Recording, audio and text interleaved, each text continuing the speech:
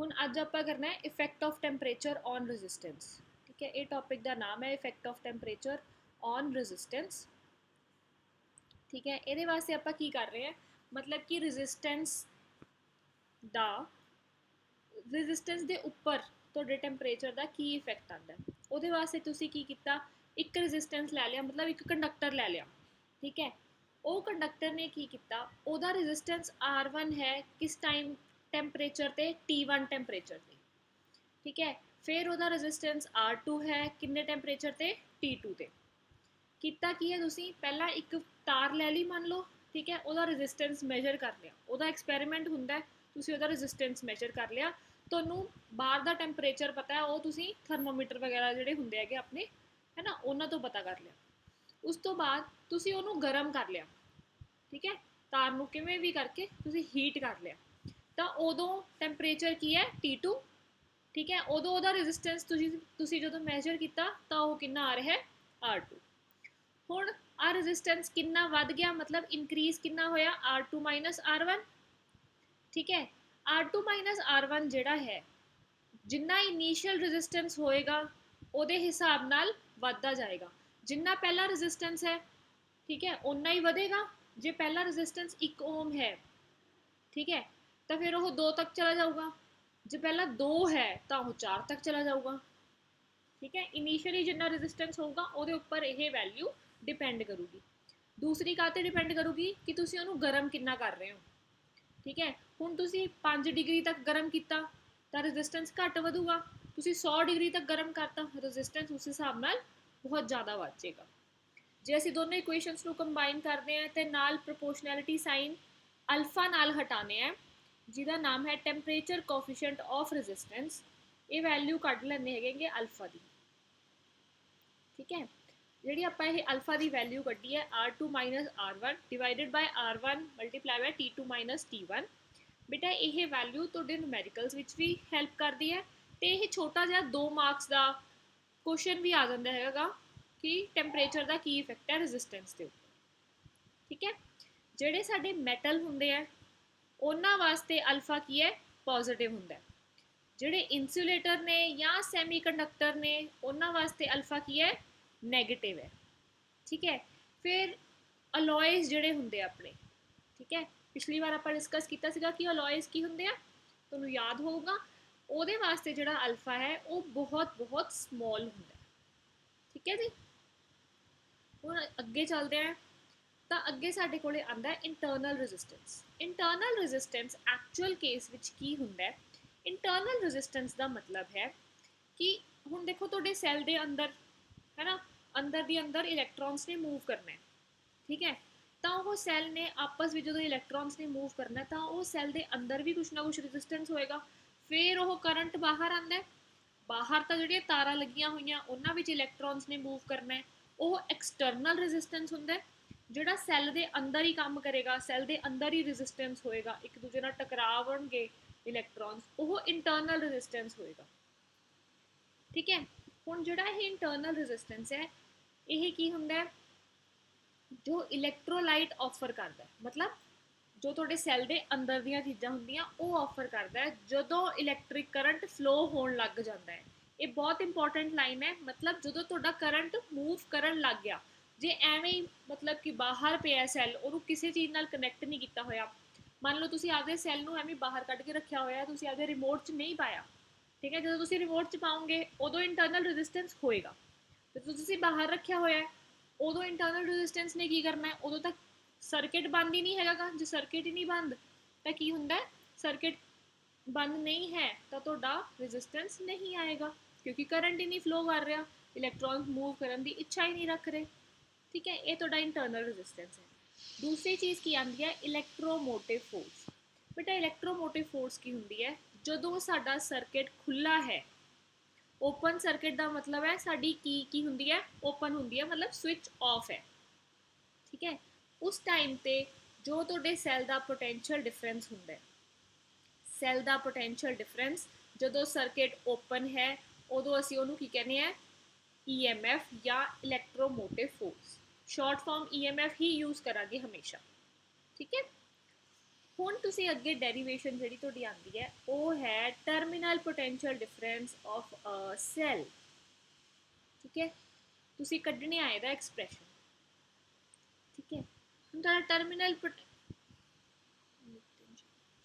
Terminal potential difference की हुंदा है जदों तुहाडा सर्किट जिहड़ा है वो क्लोज हो गया, मतलब तुसी स्विच ऑन करती, उदों तुहाडे सैल दे विच दा पोटेंशियल डिफरेंस है उहनूं असीं की कहने आ terminal potential difference of a cell.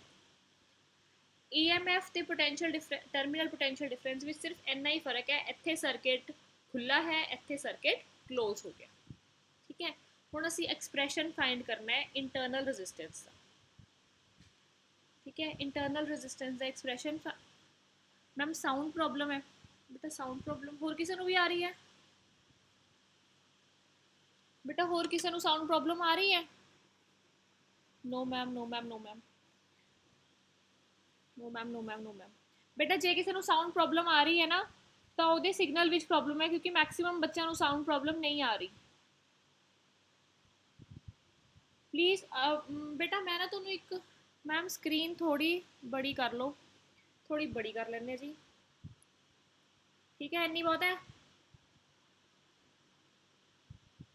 बहुत है जी इन्नी स्क्रीन। मेरे ख्याल से बहुत होगी, होपफुली थोड़ी स्क्रीन आप बड़ी रख लिया करेंगे, नो प्रॉब्लम। बेटा जे ਤੁਹਾਨੂੰ है ना ਜਿਹੜੀ ਆਹ सिग्नल ਦੀ प्रॉब्लम आती है ना ਤਾਂ ਮੈਨੂੰ ਹੁਣ ਐਪ ਦਾ ਨਾਮ ਨਹੀਂ ਯਾਦ ਹੈਗਾ, ਇੱਕ ਬਹੁਤ ਸੋਹਣੀ ਐਪ ਹੈ ਤੁਹਾਡੇ ਉਹਦੇ ਤੇ ਐਪ ਸਟੋਰ ਤੇ ਪਈ, ਉਹ ਤੁਹਾਨੂੰ ਤੁਹਾਡੇ ਨਾ ਸਿਗਨਲ ਦੱਸ ਦਿੰਦੀ ਹੈਗੀ ਤੁਹਾਡੇ ਘਰ ਵਿੱਚ ਕਿੱਥੇ ਕਿੰਨਾ ਹੈ, ਤਾਂ ਤੁਸੀਂ ਮੈਕਸਿਮਮ ਸਿਗਨਲ ਵਾਲੀ ਜਗ੍ਹਾ ਤੇ ਬੈਠ ਕੇ ਕਲਾਸ ਸੁਣ ਸਕਦੇ ਹੋ। ਮੈਂ ਤੁਹਾਨੂੰ ਲੱਭ ਕੇ ਦੱਸ ਦੂੰਗੀ। ਠੀਕ ਹੈ, ਫਿਲਹਾਲ ਤੁਸੀਂ ਇਹੋ ਜਿਹਾ ਕੋਈ ਸਪੌਟ ਲੱਭਣ ਦੀ ਕੋਸ਼ਿਸ਼ ਕਰੋ ਜਿੱਥੇ ਤੁਹਾਡੇ ਕੋਲੇ ਮੈਕਸਿਮਮ ਸਿਗਨਲ ਹੋਵੇ। ਠੀਕ ਹੈ, ਤੁਹਾਡੀ ਇੰਟਰਨੈਟ ਕਨੈਕਟੀਵਿਟੀ ਦੀ ਪ੍ਰੋਬਲਮ ਘੱਟ ਹੋਵੇ। ਉਸ ਤੋਂ ਬਾਅਦ ਆਉਂਦਾ ਸਾਡਾ ਐਕਸਪ੍ਰੈਸ਼ਨ ਫॉर ਇੰਟਰਨਲ ਰੈਜ਼ਿਸਟੈਂਸ। ओहो, ये तो बहुत गंदा जा हो गया, एक मिनट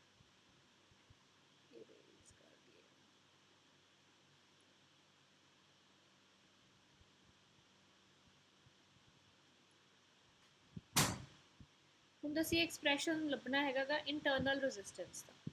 ਠੀਕ ਹੈ, ਅਸੀਂ ਇੱਕ ਸਰਕਿਟ ਲੈ ਲਿਆ, ਉਹਦੇ ਅਕ੍ਰੋਸ ਇੱਕ ਬੈਟਰੀ ਲਗਾ ਲਈ, ਆਹ ਬੈਟਰੀ ਹੈ ਜਿਹਦਾ ਇੰਟਰਨਲ ਰੈਜ਼ਿਸਟੈਂਸ ਕਿੰਨਾ ਹੈ, ਸਮਾਲ ਆਰ। ਠੀਕ ਹੈ, ਤੁਹਾਡਾ ਸਮਾਲ ਆਰ ਇੱਥੇ ਇੰਟਰਨਲ ਰੈਜ਼ਿਸਟੈਂਸ ਹੈ। ਇਹ ਬੈਟਰੀ ਨੂੰ ਕੀ ਕੀਤਾ, ਬਾਹਰ ਇੱਕ ਸਰਕਿਟ ਨਾਲ ਕਨੈਕਟ ਕਰਤਾ ਜਿਹਦਾ ਬਾਹਰ ਵਾਲਾ ਐਕਸਟਰਨਲ ਰੈਜ਼ਿਸਟੈਂਸ ਕਿੰਨਾ ਹੈ, ਕੈਪੀਟਲ ਆਰ। ਠੀਕ ਹੈ, ਜਦੋਂ ਸਾਡੀ ਕੀ ਓਪਨ ਹੈ ਤਾਂ ਸਾਡੇ ਕੋਲੇ EMF ਦੀ ਵੈਲਿਊ E ਹੈ, ਕੈਪੀਟਲ E। ਠੀਕ ਹੈ, ਜਿਵੇਂ ਹੀ ਸਾਡੀ ਕੀ ਜਿਹੜੀ ਹੈ ਉਹ ਕਲੋਜ਼ ਹੋਈ ਤਾਂ ਸਾਡੀ ਟਰਮੀਨਲ ਪੋਟੈਂਸ਼ੀਅਲ ਡਿਫਰੈਂਸ ਆ ਗਿਆ, ਉਹਦੀ ਵੈਲਿਊ ਕਿੰਨੀ ਹੈ, V। ठीक है, ਉਹਦਾ इंटरनल रेजिस्टेंस स्मॉल r है, एक्सटर्नल रेजिस्टेंस कैपिटल R है। समझ लगी गल? ਹੁਣ ਅਸੀਂ ਅੱਗੇ ਇਹਨੂੰ ਲਿਖਣਾ ਸਟਾਰਟ ਕਰਨਾ ਹੈ। ਲਿਖਣ ਵੇਲੇ ਕੀ ਕਰਨਾ ਹੈ, when key is closed। ਠੀਕ ਹੈ, ਤਾਂ ਸਾਡਾ I ਕਰੰਟ ਫਲੋ ਕਰੇਗਾ ਤੇ ਸਾਡਾ ਟੋਟਲ ਰੈਜ਼ਿਸਟੈਂਸ ਕਿੰਨਾ ਹੋਏਗਾ ਸਰਕਿਟ ਵਿੱਚ। ਹੁਣ ਬੇਟਾ ਇੱਥੇ ਟੋਟਲ ਰੈਜ਼ਿਸਟੈਂਸ ਕਿਵੇਂ ਕੱਢਣਾ ਹੈ, ਆ ਅਸੀਂ ਇੱਕ ਸਮਾਲ ਰੈਜ਼ਿਸਟੈਂਸ ਸੈੱਲ ਦੇ ਅੰਦਰ ਹੈ, ਇਹ ਰੈਜ਼ਿਸਟੈਂਸ ਬਾਹਰ ਵਾਲੇ ਰੈਜ਼ਿਸਟੈਂਸ ਨਾਲ ਐਜ਼ ਇਟ ਇਜ਼ ਸੀਰੀਜ਼ ਵਿੱਚ ਐਡ ਹੈ ਨਾ। ਸੀਰੀਜ਼ ਵਿੱਚ ਜਦੋਂ ਆਪਾਂ ਦੋ ਰੈਜ਼ਿਸਟੈਂਸ ਉਸਨੂੰ ਲਗਾਉਂਦੇ ਆ ਤਾਂ ਅਸੀਂ ਕੀ ਕਰਦੇ ਆ, ਉਹਨਾਂ ਨੂੰ ਸਿੰਪਲ ਐਡ ਕਰ ਲਈਦਾ, ਮਤਲਬ R+R ਕਰ ਲਿਆ। ਠੀਕ, ਹੁਣ ਸਾਡੇ ਕੋਲੇ ਰੈਜ਼ਿਸਟੈਂਸ ਆ ਗਿਆ, ਕਰੰਟ I ਫਲੋ ਕਰ ਰਿਹਾ, ਓਮਸ ਲॉ ਕੀ ਕਹਿੰਦਾ ਹੈ, V = I R। ਹੁਣ ਇੱਥੇ ਰੈਜ਼ਿਸਟੈਂਸ ਜਿਹੜਾ ਹੈ ਉਹ ਕਿੰਨਾ ਹੈ ਸਾਡੇ ਕੋਲੇ, R+R, capital R plus small r ਇੱਥੇ ਰੈਜ਼ਿਸਟੈਂਸ ਹੈ। ਠੀਕ ਹੈ, ਵੋਲਟੇਜ ਇੱਥੇ ਕਿੰਨੀ ਹੈ, कैपिटल E। ठीक है, क्योंकि टोटल रेजिस्टेंस की गल कर रहे हैं तो आप टोटल EMF की गल करांगे, तो करके इत्थे वोल्टेज E ले ली हुई है, तो करंट की वैल्यू की आती है I = E divided by R+r। ठीक है, हुण सानू पता है पोटेंशियल डिफरेंस जिहड़ा है वो कदों आउंदा है, जदों आपां की क्लोज कर दिंदे हां। ठीक है, जदों आपां की क्लोज करते हैं, बिकॉज सैल के अंदर एक छोटा जिहा आपदा रजिस्टेंस हुंदा है, ਉਹਦੇ ਕਰਕੇ ਕੁਝ ਪੋਟੈਂਸ਼ੀਅਲ ਡਿਫਰੈਂਸ ਆ ਜਾਂਦਾ, ਕੁਝ ਪੋਟੈਂਸ਼ੀਅਲ ਡ੍ਰੌਪ ਹੋ ਜਾਂਦਾ। ਉਹ ਪੋਟੈਂਸ਼ੀਅਲ ਡ੍ਰੌਪ ਕਿੰਨਾ ਹੁੰਦਾ ਹੈ, I - R। EMF ਦੇ ਵਿੱਚੋਂ वैल्यू आई माइनस आर जो तुम सबट्रैक्ट करते हो तो तुहाडा टोटल पोटेंशियल कितना रह जाता है V is equal to E minus I R. ठीक है, आ छोटा जिहा जिहड़ा वोल्टेज है ये तुहाडा ड्रॉप होया सैल दे अक्रॉस, तो टोटल वोल्टेज विचों तुसीं इहनूं माइनस कर लिया। ठीक है, पर सानू ये भी पता है कि टर्मिनल पोटेंशियल डिफरेंस जिहड़ा हुंदा है वो किहदे अक्रॉस हुंदा है, बाहर वाले रेजिस्टेंस दे अक्रॉस हुंदा है। ਇਹਦਾ मतलब ओम्स लॉ के हिसाब नाल V is equal to I R भी होना चाहिए। ठीक, तो साडे कोले हुण इक्वेशन 1 भी है, आई की वैल्यू दी हुई है इत्थे। ठीक है, आई की वैल्यू इस इक्वेशन विच पुट की, जिवें ही पुट की इनू सारे नू आर प्लस आर जो आ वाला नीचे वाला है इनू उधर लै गए। ठीक है, वोल्टेज नीचे आ गया, आई एक्सप्रैशन बन गया, स्मॉल आर की वैल्यू आ साडे कोले आ गई। ठीक है बेटा, ये एक्सप्रैशन काफ़ी इंपॉर्टेंट होंगे, तुम पेपर में आ जाता। ठीक है जी, किसी को कोई डाउट तो नहीं बेटा, आपके हाथ नाल कड्डोगे तो इक्वेशनस जिहड़ियां है वो वधिया तरीके नाल सॉल्व हो जाती है। ठीक है, हाँ जी, क्या रिपीट करूं बेटा, कहाँ से रिपीट करूं?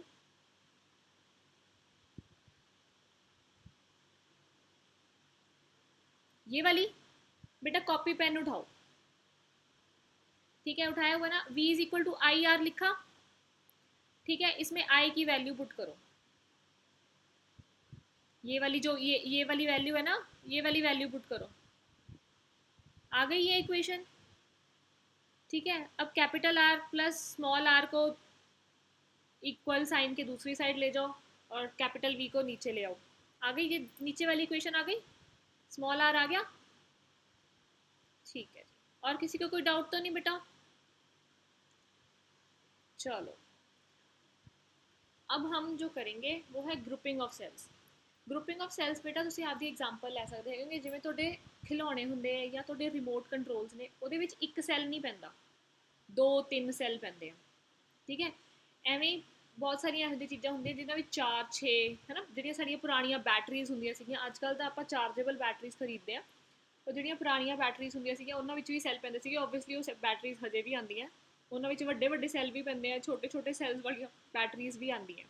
ठीक है, ਤਾਂ ਜਿਹੜੇ ਸੈੱਲਸ ਹੈ ਪਹਿਲਾਂ ਆਪਾਂ ਰੈਜ਼ਿਸਟੈਂਸਿਸ ਨੂੰ ਸੀਰੀਜ਼ ਵਿੱਚ ਤੇ ਪੈਰਲਲ ਵਿੱਚ ਲਗਾਇਆ ਸੀਗਾ, ਹੁਣ ਅਸੀਂ ਕੀ ਕਰਾਂਗੇ, ਸੈੱਲਸ ਨੂੰ ਸੀਰੀਜ਼ ਵਿੱਚ ਤੇ ਪੈਰਲਲ ਵਿੱਚ ਲਗਾਵਾਂਗੇ। ਠੀਕ ਹੈ, ਇਹਦੀ ਪਹਿਲੀ ਡੈਰੀਵੇਸ਼ਨ ਹੈ ਜਦੋਂ ਸੈੱਲਸ ਦਾ EMF ਸੇਮ ਹੈ। ਠੀਕ ਹੈ, मतलब जो उन्हों का पोटेंशियल जोड़ा है उन्होंने सारे सैल्स के उपर इको ही वैल्यू लिखी हुई है, 9 वोल्ट लिखी हुई है या 6 वोल्ट लिखी हुई है, जो भी लिखी हुई है। ठीक है, तो उन्हों का इंटरनल रजिस्टेंस जोड़ा है इतने कट्टिया गया सीगा, इंटरनल रजिस्टेंस स्मॉल आर है। ठीक है, सारे का इंटरनल रजिस्टेंस स्मॉल आर है।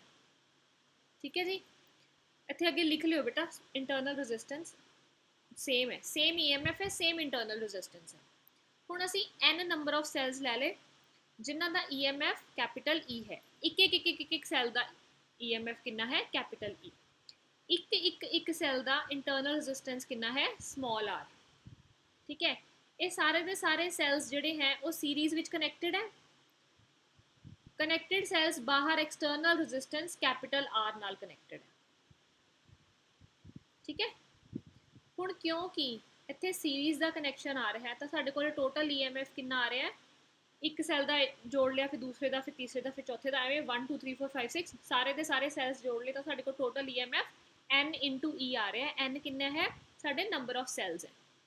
ठीक है, उस तो बाद साडे कोल टोटल इंटरनल रजिस्टेंस कितना आ रहा है, हुण ये सारे सैल सीरीज विच कनैक्टेड है तो इन्हां दा रजिस्टेंस भी सीरीज विच ही कनैक्टेड है। तो किन्ने सैल्स ने, N नंबर ऑफ सैल्स, तो साडे कोल इंटरनल रजिस्टेंस NR आ गया। ठीक है, हुण असी जिहड़ा इंटरनल रजिस्टेंस है तो एक्सटर्नल रजिस्टेंस है, ये एक दूजे नाल भी सीरीज विच ही कनैक्टेड है, तो साडे कोल total resistance external plus internal कितना हो गया, R plus small n × R। ठीक, हुण अगे की आंदा है, जे इस सर्किट विचों करंट I फ्लो कर रहा है तो साडा ओम्स लॉ की कहता है, I is equal to EMF divided by resistance, यही कहता है V is equal to I R. तो साडे कोल टोटल EMF कितना आया, N × E। टोटल रेजिस्टेंस कितना आया R plus N into small r। ठीक है, ये साडे कोले करंट दी वैल्यू आ गई। ठीक, हुण अगे असी की करना है, असी केसेस करने हैं। पहला केस की कहता है कि कैपिटल R जिहड़ा है वो जिहड़ा small n multiply by small r तो बहुत छोटा है। जे कैपिटल R बहुत छोटा होएगा तो सारी दी सारी वैल्यू जिहड़ी है वो small n into small r दे इक्वल हो जाएगी। अप्रोक्सीमेशन तो कर ही सकते हैं। जे एदी वैल्यू 1 है तो n इंटू r दी वैल्यू 1000 होगी तो 1 प्लस 1000 या 1000 विच कोई खास फर्क तो है नहीं, इस करके आप अप्रोक्सीमेटली एन आर जोड़ा है एन आर की वैल्यू लिख सकते हैं, 1000 लिख सकते हैं। ਉਹੀ ਅਸੀਂ ਕੀਤਾ ਤੇ ਇਕੁਏਸ਼ਨ 1 ਵਿੱਚ ਪੁੱਟ ਕਰ ਲਿਆ। ਜਦੋਂ ਇਕੁਏਸ਼ਨ 1 ਵਿੱਚ ਪੁੱਟ ਕੀਤਾ ਤਾਂ n ਦੇ ਨਾਲ n ਕੀ ਕੀਤਾ ਕੈਨਸਲ ਹੋ ਗਿਆ ਤਾਂ ਕਰੰਟ ਦੀ ਵੈਲਿਊ ਕੀ ਆ ਗਈ E ਡਿਵਾਈਡਡ ਬਾय R। ਠੀਕ, ਇਹ ਕਰੰਟ ਦੀ ਵੈਲਿਊ ਕੀ ਹੈ ਇੱਕ ਸੈੱਲ ਦੀ ਕਰੰਟ ਦੀ ਵੈਲਿਊ ਦੇ ਇਕੁਅਲ ਹੈ। ਕਰੰਟ ਡਿਊ ਟੂ 1 ਸੈੱਲ, ਇੱਥੇ 1 ਲਿਖਿਆ ਹੋਇਆ ਸੀ ONE 1। ਠੀਕ ਹੈ, ਸੈਕੰਡ केस की आंदा है। सैकेंड केस इत्थे सैकेंड केस की आंदा है जे साडा कैपिटल R जिहड़ा है वो बहुत ज़्यादा वड्डा है स्मॉल n इंटू R दे। ठीक है, तो इस केस विच की होएगा असी स्मॉल n इंटू R नूं निगलिजिबल कर दांगे, इनू छड़ दांगे तो कैपिटल R दी वैल्यू पहुँच गई। असी उपर इक्वेशन 1 विच इहदी वैल्यू पुट कीती तो साडे कोले की आया NE divided by capital R। तो ये किहदे इक्वल होगी E divided by capital R जिहड़ा है ये की है साडा करंट ड्यू टू 1 सैल। इत्थे भी यही सीगा बेटा करंट ड्यू टू 1 सैल। ये कितना होया E divided by R, n times है तो करंट कितना है n टाइम्स हो गया करंट बिकॉज ऑफ 1 सैल। ठीक, डेरिवेशन ही है बेटा है ना, तुसीं आपदी प्रैक्टिस भी नाल नाल रखियो प्लीज। हुण सैकेंड केस की आंदा है जे साडे कोले सारे दे सारे सैल्स दा EMF जिहड़ा है वो डिफरेंट है तो उन्होंने इंटरनल रेजिस्टेंस भी डिफरेंट है। ठीक है, तो असी हुण बहुत सारे मल्टीपल बहुत सारे सैल्स तो लै नहीं सकते, साडी डेरिवेशन बहुत कॉम्प्लीकेट हो जाएगी। तो असी की करते हैं असी सिर्फ दो सैल्स लै लैंदे हैं। दो सैल्स लै ले जिन्हां दा EMF E1 ते E2 है, उन्हां दा इंटरनल रेजिस्टेंस R1 ते R2 है, एक्सटर्नल रेजिस्टेंस कितना है कैपिटल R, उन्हां विचों करंट कितना पास हो रहा है कैपिटल I। ठीक है, कैपिटल I करंट पास हो रहा है, बाहर एक्सटर्नल रेजिस्टेंस कैपिटल R है। हुण असीं पता करांगे कि potential difference across first cell कितना होया। Potential difference across first cell कितना होया, जिन्ना उहदा इंटरनल रेजिस्टेंस सीगा उन्ना EMF विचों माइनस कर दो, आपां पिछे डेरिवेशन कीती है। ठीक है, तो साडा पोटेंशियल डिफरेंस फर्स्ट सैल दे अक्रॉस V1 कितना होया E1 माइनस IR1, क्योंकि करंट I ही सारे विचों फ्लो कर रहे हैं तो इस करके करंट तो वही रहेगा। रेजिस्टेंस इंटरनल रेजिस्टेंस कितना है पहले सैल विच R1, तो ये साडा potential difference across first cell आ गया। सिमिलरली सैकेंड सैल दे अक्रॉस भी आ जाऊगा, P2 दी वैल्यू आ गई। ठीक है, हुण टोटल पोटेंशियल डिफरेंस जिहड़ा दोनों सैल्स दे अक्रॉस होया दोनों नूं ऐड करांगे, क्योंकि दोनों सैल्स की ने सीरीज़ विच कनैक्टेड है। दोनों सैल्स में जो असीं ऐड करिया आ दोनों इक्वेशनस V1 ते V2 ਇਹਦੇ ਵਿੱਚ ਪੁੱਟ ਕਰੀਆਂ ਤਾਂ ਸਾਡੇ ਕੋਲੇ ਕੀ ਆ ਗਿਆ V is equal to E1 plus E2 minus I common ਕੱਢ ਕੇ R1 plus R2। ਇਹ ਸਾਡੇ ਕੋਲੇ ਪਹਿਲੀ ਇਕੁਏਸ਼ਨ ਆ ਗਈ। ठीक है, ਅਸੀਂ ਪਹਿਲੀ ਇਕੁਏਸ਼ਨ ਕਿਉਂ ਲਿਖੀ ਕਿਉਂਕਿ ਅੱਗੇ ਜਾ ਕੇ ਇਹ ਇਕੁਏਸ਼ਨ ਸਾਨੂੰ ਚਾਹੀਦੀ ਹੈ। ਨੈਕਸਟ ਸਾਡੇ ਕੋਲੇ जनरल केस है कि साडे कोले टोटल EMF असी मान लो कैपिटल E है। ठीक है, असी ये मान लिया, असी वैल्यू फाइंड करनी है तो असी मान लिया कि ये कैपिटल E होएगा, तो असी ये भी मान लिया कि टोटल इंटरनल रेजिस्टेंस जिहड़ा है वो स्मॉल r है। तो उस दे हिसाब नाल जिहड़ा साडा पोटेंशियल डिफरेंस है वो की आना चाहिए E माइनस IR, मतलब जिन्ना भी इंटरनल रेजिस्टेंस है उहदे हिसाब नाल EMF विचों माइनस हो जाए वोल्टेज। ठीक है, हुण ये दोनों इक्वेशनस नूं जदों असीं कंपेयर करते हैं तो सानूं पता लगता है आई दे नाल वाला जिहड़ा आह कोफिशिएंट है ये स्मॉल r है, इत्थे आई दे नाल वाला कोफिशिएंट की है R plus R1 plus R2, तो वो साडा इंटरनल रेजिस्टेंस हो गया। ठीक है, इत्थे E वाला जिहड़ा सीगा वो किहदे कंपेयर करके सानूं पता लग रहा है भी जिहड़ा कैपिटल E है ਉਹ E1 plus E2 ਦੇ ਇਕੁਅਲ ਆ ਰਿਹਾ। ਕੰਪੈਰੀਜ਼ਨ ਹੈ, ਠੀਕ ਹੈ। ਜਿਵੇਂ ਤੁਸੀਂ ਮੈਥਸ ਵਿੱਚ ਕੰਪੈਰੀਜ਼ਨ ਕਰਦੇ ਹੁੰਦੇ ਹੋ ਨਾ ਕਿ ਸੇਮ ਬੇਸਿਸ ਤਾਂ ਉਹਨਾਂ ਦੀ ਪਾਵਰ ਸੇਮ ਹੁੰਦੀਆਂ, ਕਰਦੇ ਹੁੰਦੇ ਹੋ ਨਾ, ਤੇ ਉਸੇ ਤਰੀਕੇ ਨਾਲ ਕੱਢਿਆ ਹੋਇਆ, ਠੀਕ ਹੈ। ਹੁਣ ਅਸੀਂ ਆਹ ਇਕੁਏਸ਼ਨ ਲੈ ਲਈਏ ਜੇ, ਆਹ ਵਾਲੀ ਇਕੁਏਸ਼ਨ ਵੀ, ਤਾਂ ਵੀ ਤੇ ਅਦਰਵਾਈਜ਼ ਵੀ ਜਦੋਂ ਅਸੀਂ ਕਰੰਟ ਦੀ ਵੈਲਿਊ ਕੱਢਦੇ ਹਾਂ, ਕਰੰਟ ਦੀ ਵੈਲਿਊ ਕੀ ਹੁੰਦੀ ਹੈ, ਜਦੋਂ ਆਪਾਂ ਪਹਿਲਾਂ ਵੀ ਕੱਢੀ ਹੈਗੀ, ਕਰੰਟ ਦੀ ਵੈਲਿਊ ਕੀ ਹੁੰਦੀ ਹੈ, total EMF divided by total resistance. Total EMF कितना है, कैपिटल E, टोटल रेजिस्टेंस कितना है, कैपिटल R, मतलब external resistance plus internal resistance. Total EMF कितना आ रहा है, E1 plus E2, internal resistance कितना आ रहा है, R1 प्लस R2। तो साडे कोल एक करंट की वैल्यू आ गई इस पूरे सर्किट विचों जो फॉलो कर रहे हैं, ठीक। हुण सैकेंड केस आंदा है। हुण ये तो जरूरी नहीं हैगा कि साडे जिहड़े सैल ने वो पॉजिटिव दे नाल नैगेटिव फिर है ना, फिर पॉजिटिव फिर नैगेटिव एवें जुड़े होण। आपां पुट्ठे भी सैल जोड़ सकते हैं, ठीक है। जे आपां पुट्ठे सैल जोड़ ले तो साडा जिहड़ा E की वैल्यू आउंदी है वो E1 माइनस E2 हो जाती है, पर रजिस्टेंसिस कदे भी माइनस नहीं हुंदे। क्यों? क्योंकि एक दूजे नाल टकराना तुसीं कदे भी घटा नहीं सकते हैगे कि वधा ही सकते हो, ठीक है। इस करके रेजिस्टेंस की वैल्यू, इंटरनल रेजिस्टेंस की वैल्यू सेम रहती है, ठीक है। सिर्फ इन्ना ही फर्क आता, स्पैशल केसिस वांगू हो जाता है, ठीक है जी। हाले तक किसी को डाउट तो नहीं बेटा, समझ आ गई डेरिवेशन? बेटा ये डेरिवेशन ये इक्वेशन जी V is equal to E minus I R है ना, ये सानू एक्सपैरीमेंटली पता है की हुंदा है कि जो साडा सैल ओपन है, ठीक है, तो साडा जिहड़ा वोल्टेज है वो EMF दे इक्वल हुंदा है। जो सर्किट ओपन है, सर्किट ओपन का मतलब हुंदा आई की वैल्यू 0 है। जिहड़ी ये इक्वेशन है ना, ये जनरल इक्वेशन है। प्लीज़ इस जनरल इक्वेशन में एक बार ना सारे जने लिख ही लो। जनरल इक्वेशन जिहड़ी हुंदी है साडी वो हुंदी है V is equal to E minus capital I multiply by small r। मैं लिख भी देंगे, V is equal to E minus capital I into small r, ठीक है। ये साडी जनरल इक्वेशन है कि पोटेंशियल इहदे इक्वल हुंदा है, ठीक है। हुण एक्चुअल केस विच की हुंदा है, जो साडा सर्किट ओपन है, ठीक है, ओपन, लिखना कितना सौखा है, ओपन सर्किट है, ठीक है जी।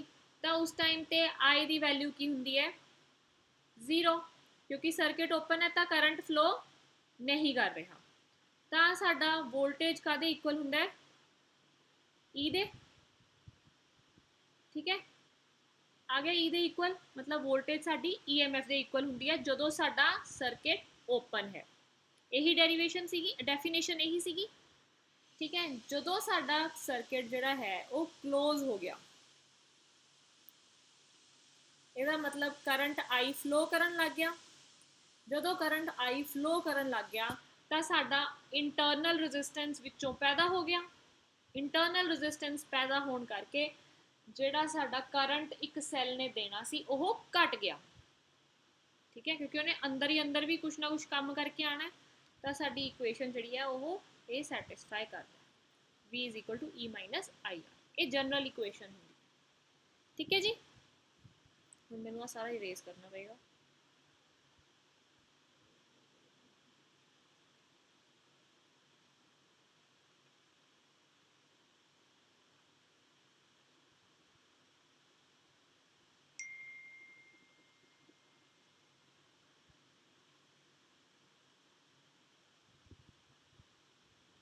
इरेज करने बहुत औखा है बेटा। हुण स्क्रीन दिख रही है मेरी?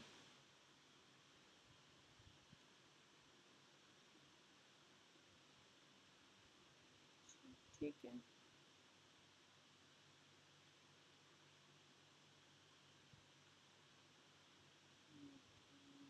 मैनू क्या लग रहा है थोड़ी स्क्रीन, चल देखते हैं।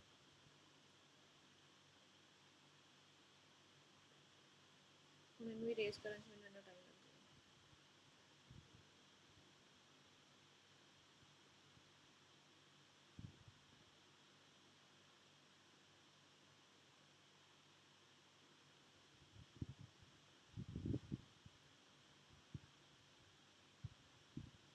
चलो इन्ना बोर्ड साफ बहुत है।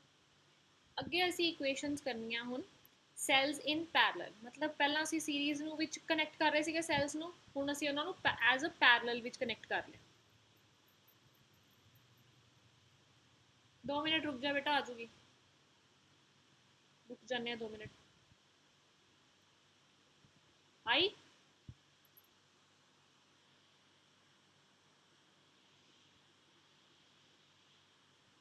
No ma'am, no ma'am, yes ma'am, yes ma'am, no ma'am. बेटा 1 मिनट रुक जा, मैनू भी पहला दिखनी बंद हो गई सी।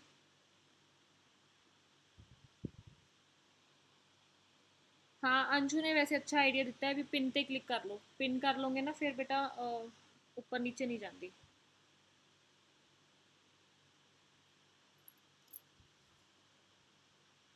पिन कर दो, पहला सुषमा की स्क्रीन दिखन लग गई सी, शायद सुषमा तो कोई बटन दबिया गया सी। दिखी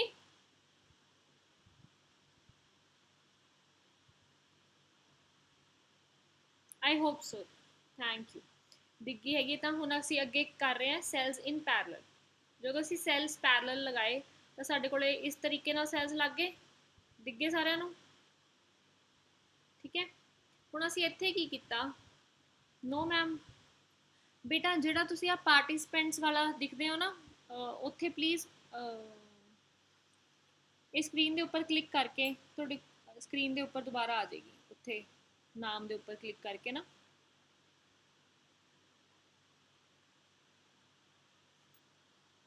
नाम के उपर क्लिक करके प्लीज़ उन्होंने देखो जरा।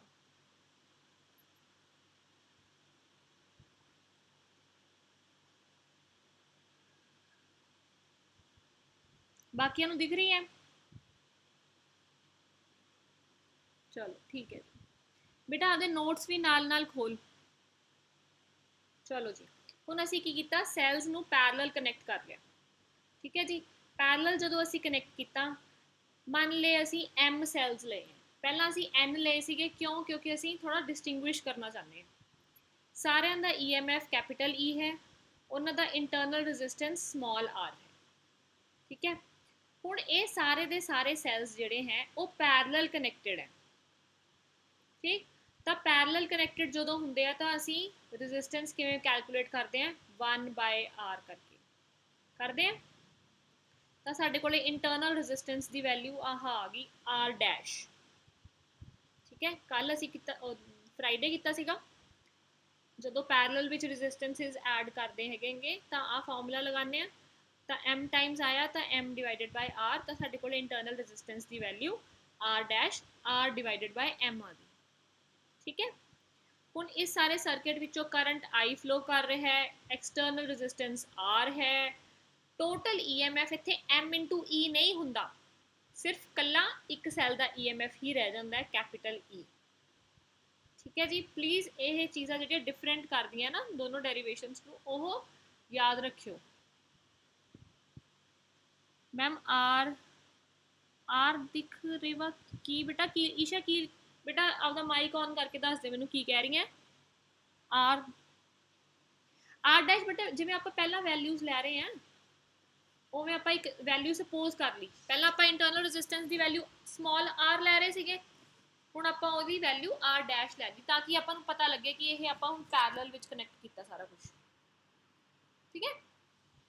ते आह जिहड़ा फॉर्मूला आया 1/r dash is equal to 1/r, बेटा यह किवें आंदा, जे आपां रजिस्टेंसिस नूं पैरलल ऐड करते हैं तो की आपां उस दिन फॉर्मूला किया सीगा ना कि resistance 1/rp is equal to 1/r1 plus 1/r2 plus 1/r3, एवें किया सी। इत्थे ओही रजिस्टेंसिस ने किन्नी वारी, किन्ने रजिस्टेंसिस ने m रजिस्टेंस ने, तो असी 1/r आह r पैरलल वास्ते आप r डैश लै लिया इत्थे, ठीक है। तो यह कितना आ गया m/r, हुण ये वैल्यू 1/r डैश की है, तो r डैश की होएगा उल्टा करके, ठीक है। प्लीज़ आपकी कॉपी से ना बेटा नाल लिख के देख लिया करो, कितने बहुत ज़्यादा प्रॉब्लम आती है ना, लिख के भी देखो।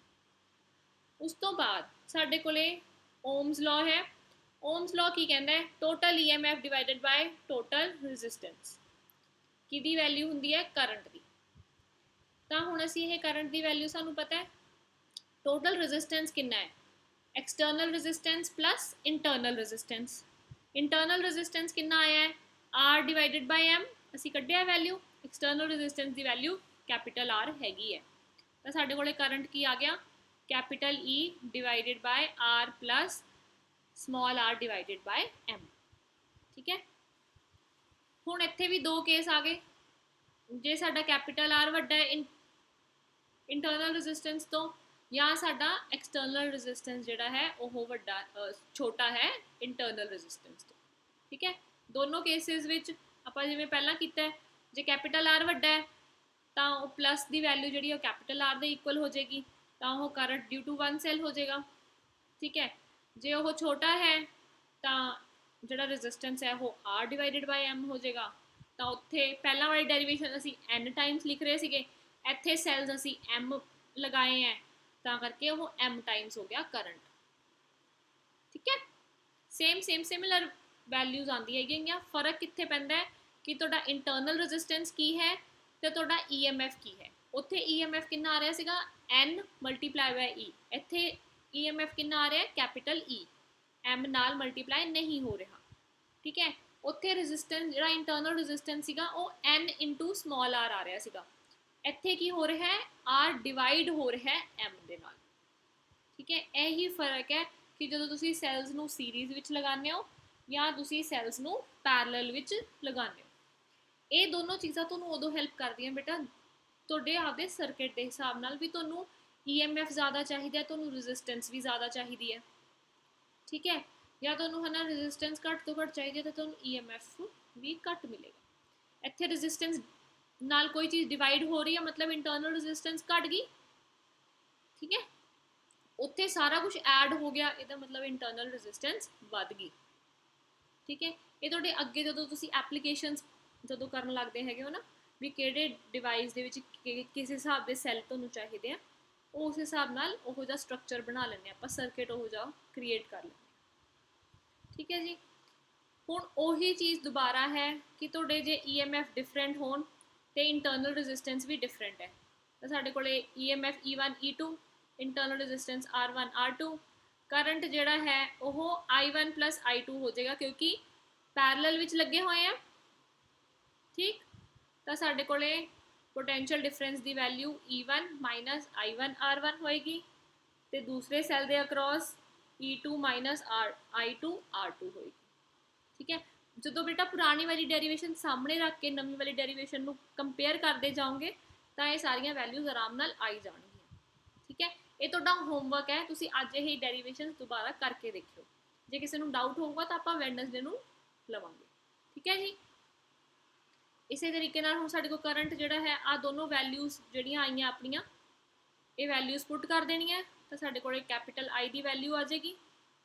ठीक, तो इत्थों V आना चाहिए, कैपिटल V की वैल्यू कढ ली, कित्थों कढ ली आह इक्वेशन नूं रीअरेंज करके, इत्थों आह वाली इक्वेशन जिहड़ी आंदी है ये सारी रीअरेंजिंग है, तुहाडा आपदा मैथमैटिक्स है, तुसीं कितनी जल्दी इस इक्वेशन नूं उपर नीचे करके सैट कर सकते हो। ठीक है, आ साडी जनरल इक्वेशन जिहड़ी आपां स्टार्टिंग विच कीती हुई है भी यह हुंदी है, इहदे नाल इस इक्वेशन नूं कंपेयर करते हैं। ठीक, तो साडे कोले EMF की वैल्यू आह आ गई वड्डी सारी, इंटरनल रेजिस्टेंस की वैल्यू आ गई पैरलल विच ऐड किए हुए। ठीक, हुण बेटा अगला टॉपिक आंदा है मिक्सड ग्रुपिंग, मतलब तुसीं सीरीज़ विच भी लगाए हुए हैं। आशीष आ गया, देखो कितनी जल्दी। तुसीं सैल्स जिहड़े हैं वो सीरीज़ विच भी लगाए हुए हैं तो तुसीं पैरलल विच भी लगाए हुए हैं। ठीक है बेटा, ये पहला हुंदा सीगा कि ये डेरिवेशन काफ़ी इंपॉर्टेंट हुंदी सी। ठीक है, हुण डेरिवेशन उन्नी इंपॉर्टेंट नहीं है क्योंकि बहुत कन्फ्यूजिंग हो जाती है सारे वास्ते। ठीक है, पर जे कोई कर सकता है तो वो जरूर करे। ठीक है, आप लै ले भी कैपिटल नंबर ऑफ सैल्स है, मतलब सारे सैल्स जिहड़े हैं कैपिटल N है, सीरीज़ विच जिहड़े लगे हुए हैं N सैल्स हैं, पैरलल M लगे हुए हैं, करंट I फ्लो कर रहा है, इंटरनल रेजिस्टेंस एक एक सैल का स्मॉल r है, EMF कैपिटल E है। ठीक, तो साडे कोले हुण टोटल EMF इस पूरे सर्किट विच N इंटू E आंदा है, इंटरनल रेजिस्टेंस सीरीज़ विच N इंटू R है, पैरलल विच हरेक दा कड्ढना पऊगा ਤਾਂ ਸਾਡੇ ਕੋਲੇ ਟੋਟਲ ਇੰਟਰਨਲ ਰੈਜ਼ਿਸਟੈਂਸ ਦੀ ਵੈਲਿਊ ਆ ਜਾਂਦੀ ਹੈ, ਜਿਹੜੀ ਕਿ ਦੋਨਾਂ ਚੀਜ਼ਾਂ ਨੂੰ ਜੇ ਆਪਾਂ ਦੇਖੀਏ ਤਾਂ ਦੋਨਾਂ ਚੀਜ਼ਾਂ ਨੂੰ ਮਿਲਾ ਲਿਆ, ਸੀਰੀਜ਼ ਵਾਲਾ ਉੱਪਰ ਆ ਗਿਆ n, ਪੈਰਲਲ ਵਾਲਾ m ਨੀਚੇ ਆ ਗਿਆ। ਠੀਕ, ਹੁਣ ਸਾਡੇ ਕੋਲ ਟੋਟਲ ਰੈਜ਼ਿਸਟੈਂਸ ਦੀ ਵੈਲਿਊ ਕੀ ਹੁੰਦੀ ਹੈ, external resistance plus internal resistance. Internal resistance ਦੀ ਵੈਲਿਊ ਆ ਕੱਢੀ ਹੋਈ ਹੈ, ਵੈਲਿਊ ਪੁੱਟ ਕਰ ਲਈ। ਓਮਸ ਲਾਅ ਕੀ ਕਹਿੰਦਾ ਹੈ, total EMF divided by total resistance. ਅਸੀਂ ਆ ਵੈਲਿਊ ਜਿਹੜੀ ਹੈ ਉਹਨੂੰ ਸਿੰਪਲੀਫਾਈ ਕਰ ਲਿਆ ਇਕੁਏਸ਼ਨ ਨੂੰ। ਠੀਕ ਹੈ, ਹੁਣ ਅੱਗੇ ਇਕੁਏਸ਼ਨ ਕੀ ਬਣਦੀ ਹੈ ਕਿ ਤੁਸੀਂ ਚਾਹੁੰਦੇ ਹੋ ਵੀ ਕਰੰਟ ਜਿਹੜਾ ਹੈ ਉਹ ਮੈਕਸਿਮਮ ਹੋਵੇ। ਸਿਰਫ ਆਹੀ ਕੰਡੀਸ਼ਨ ਕਰਨੀ ਹੈ ਕਿ ਤੁਸੀਂ ਕਰੰਟ ਨੂੰ ਮੈਕਸਿਮਮ ਕਰਨਾ ਹੈ। ਕਰੰਟ ਮੈਕਸਿਮਮ ਕਰਨ ਵਾਸਤੇ ਕੋਈ ਵੀ ਇਕੁਏਸ਼ਨ ਮੈਕਸਿਮਮ ਕਰਨ ਵਾਸਤੇ ਤੁਸੀਂ ਕੀ ਕਰਦੇ ਹੋ, ਜਾਂ ਤਾਂ ਨਿਊਮੀਨੇਟਰ ਜਿਹੜਾ ਹੁੰਦਾ ਹੈ ਉੱਪਰ ਵਾਲੀ ਰਕਮ ਜਿਹੜੀ ਹੁੰਦੀ ਹੈ ਉਹ ਮੈਕਸਿਮਮ ਹੋ ਜਾਏ, ਜਾਂ ਫਿਰ ਜਿਹੜਾ ਡਿਨੋਮੀਨੇਟਰ ਹੁੰਦਾ ਨੀਚੇ ਵਾਲੀ ਰਕਮ ਹੈ ਉਹ ਮਿਨੀਮਮ ਹੋ ਜਾਏ। ਠੀਕ ਹੈ, ਤਾਂ ਤੁਸੀਂ ਕੀ ਕੀਤਾ, ਨੀਚੇ ਵਾਲੀ ਰਕਮ ਨੂੰ ਮਿਨੀਮਮ ਕਰਨ ਦੀ ਕੋਸ਼ਿਸ਼ ਕਰ ਰਹੇ ਹੋ। ਮਿਨੀਮਮ ਕਿਵੇਂ ਹੋਏਗੀ, ਤੁਸੀਂ ਇਹਨੂੰ ਹੋਲ ਫੈਕਟਰ ਬਣਾਉਣ ਦੀ ਕੋਸ਼ਿਸ਼ ਕੀਤੀ ਕਿ ਸਕੁਐਰਿੰਗ ਵਾਲਾ।